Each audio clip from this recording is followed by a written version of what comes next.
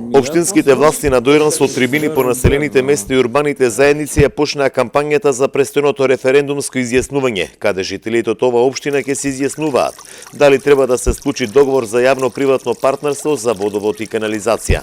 Беше посетено населеното место Фурка, допрва има средби со жителите на Царничани, Николич, Стари Нов Дојран.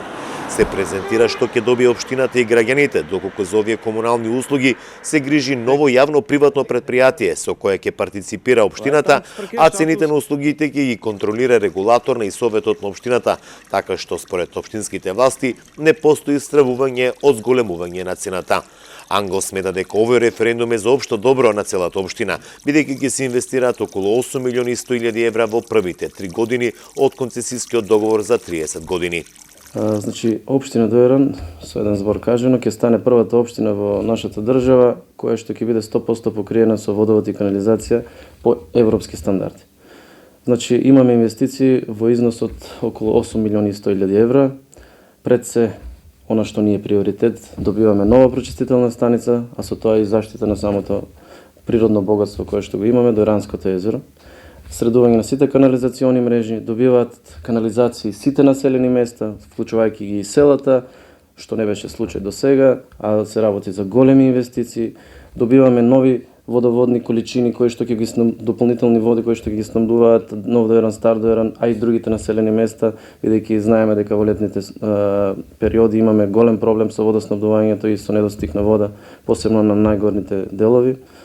Така што генерално кажано, ние треба да добиеме еден водовод кој што ќе ги задоволува потребите на граѓаните, кој што ќе привлече нови дополнителни инвестиции, луѓе кои што ќе доаѓаат и ќе инвестираат без никакви проблеми, бидејќи за сега имаме навистина големи проблеми посебно од водоводната мрежа, бидејќи е застарена.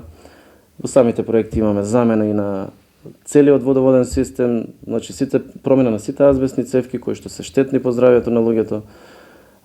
Генерално кажано, овој проект значи проект за идните генерации. Проект кој што буквално ќе ги реши сите проблеми од таа сфера, од водовод, канализација и третман на отпадни води.